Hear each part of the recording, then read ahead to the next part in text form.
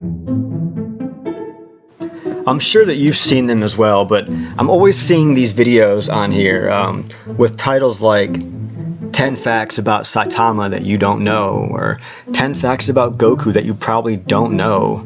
And every time that I click on one of them, I watch it, and it ends up being a list of 10 facts that pretty much everybody already knows. Trying to be sneaky and trick people into thinking that they're going to learn some new groundbreaking fact, some secret about a character that everybody already knows everything about anyways. So I figured that it was about time that somebody on here was honest. So without further ado, I present 10 facts about Piccolo that you probably already know, but I'm going to tell you again anyways. Pushing off my sneakers to the ground, I do not jump, I move the earth down. Bear witness to the genius of my sound. Born at the bottom, but now I'm top down. Look, I'ma call it swagger. I slip through time zones like a cloak and dagger. Mad rubies on my chain, you can see your name bubbling blood vein. Your girls in my baby. Number 10. Kami and Piccolo are two halves of the same person. Known only as the Nameless Namekian, several hundred years ago, a Namekian child arrived to Earth and landed his ship in the Yunzabet Heights. After years of seclusion, he left the Heights and made his way to the Lookout, where he met the Guardian of Earth. He eventually decided that he wanted to become the next Guardian. However, the Guardian said that he could not because he was suppressing impurities. As a result, the Nameless Namekian purged all of the evil from his body, and this resulted in the creation of two separate beings, one good and one pure evil. The good being became known as Kami, the Guardian of Earth, and the evil being became Piccolo. Number 9. The current being that we know as Piccolo is actually the reincarnation of King Piccolo, or the kid if you want to call him that. But yeah, he's not the same Piccolo that was created when Kami purged the evil from his body. He's the reincarnation, or his kid, or something along those lines. The original Piccolo was killed by Goku. However, just before he died, he puked up an egg and shot it off into the distance. Now, have you ever played Mario Brothers 2? Remember the boss or the enemy in it that would attack you by spitting big eggs at you? It was kind of like that, only not a Yoshi and a hell of a lot further. Anyways though, when the egg finally hatched, we got introduced to the being that we currently know as Piccolo. Although he was a lot smaller because, you know, he was a baby, but yeah. Number 8.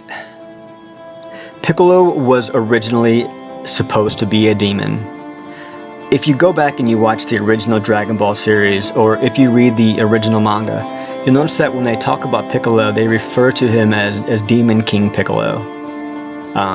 Because during Dragon Ball, prior to Dragon Ball Z, for all intents and purposes, Piccolo was just that. He was a demon. The Namekian thing, that was a retcon after Dragon Ball Z started. Although, to be honest, this is Dragon Ball, and they've got one of the most forgetful creators in the history of anime, so I wouldn't be surprised if Toriyama just forgot that Piccolo was a demon. But anyways, yeah, Piccolo originally was a demon.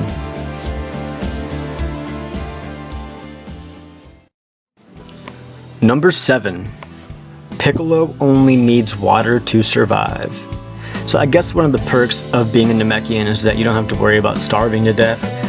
Like all Namekians, Piccolo does not eat food. He only needs water to survive, which is unique in the anime world, a world that is inhabited by countless heroes that have a seemingly unending appetite. I guess that it would have its perks, but the poor guy's definitely missing out. You notice how all the pics that I just showed you had people eating and Piccolo was not in any of them?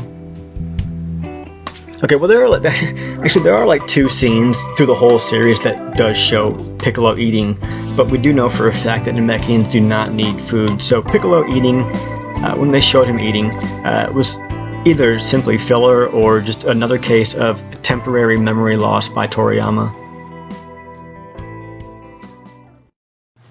So number 6, Piccolo is one of only 2 characters that have actually managed to kill Goku.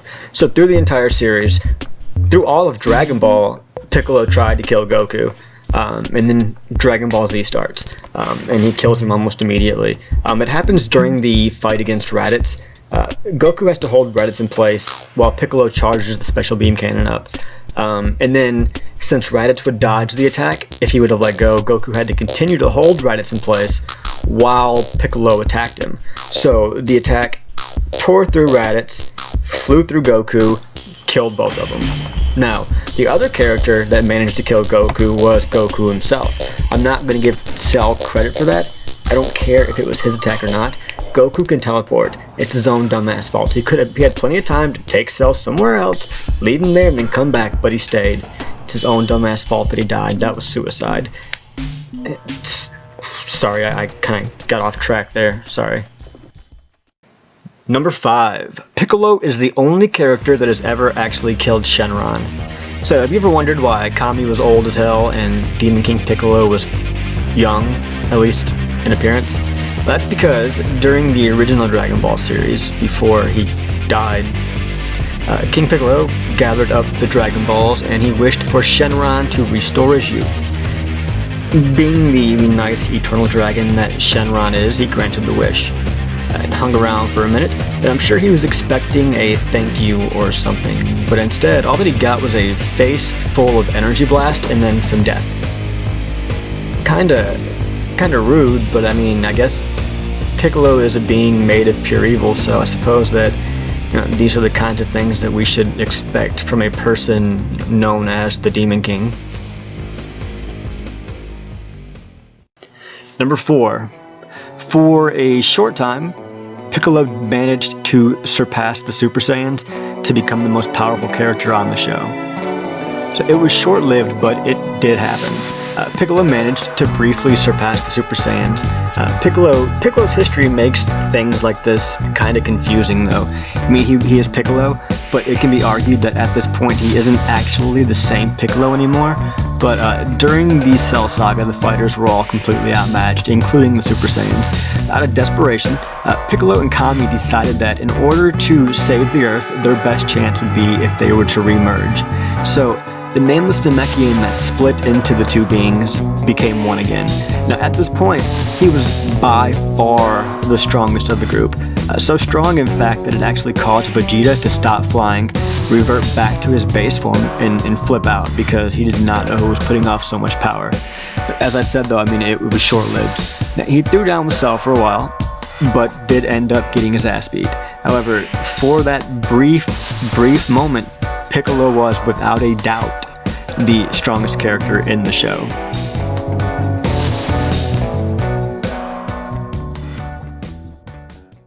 Number 3. Piccolo has 4 children, or brothers, or whatever you want to call them. Now this really depends on how you want to look at the situation. When King Piccolo spit out the egg, the current Piccolo hatched from it. Originally, he was called Piccolo Jr. Now saying Jr. implies that, like the beings that I'm going to be talking about here in a moment, current Piccolo is actually King Piccolo's son. However, he is normally considered as reincarnation. So I know that in this video so far I've talked about things that both have done and attributed them both to the same person. And for simplicity's sake, I'm going to continue to treat them like they're the same person. So there are many offspring, but only 4 of them have been named. There's piano, tambourine, cymbal, and drum. Now, since at the point when they were born in the story, King Piccolo was still just a demon. So the offspring, the kids, don't look completely Namekian. They resemble it, but not exact, because, like Piccolo, they were just considered demons at the time. Not really just a race. So now we know that Piccolo is a Namekian. We'll just say that they are mutant Namekians or something like that. But there are 4 of them. Number 2. Piccolo is not a he or a she. See, when people talk about Piccolo, they tend to use the word he, which is understandable. I mean, he has no boobs, and as we all know, boobs or a lack of boobs is the way that we differentiate between the sexes in anime. And he has other male traits as well, his deep voice, his physique overall. So one could be forgiven for saying he when talking about him. I do it all the time. However, the word he really cannot be applied to Piccolo. People tend to forget that he's not an Earthling or a Saiyan or any of those other similar races that we view as being human. Piccolo's Namekian, and Namekians could not be any different from the Saiyans and the humans. Piccolo is not a he or a she because Namekians do not have genders. He's not a male or a female. See, I just said he. It is what it is. But the Namekians, the Namekians do not identify as any gender. God, that would suck. And number 1. Piccolo is only 4 years older than Gohan is. So when Dragon Ball Z started and Gohan was 4, that means that Piccolo was 8 during the Raditz fight. And that's just a crazy fact, I think. It's surprising. I wonder if that's got something to do with why they're so close. I don't know. It's just a crazy fact. One of the most interesting facts from the entire show. Anyways, though, guys, so this is the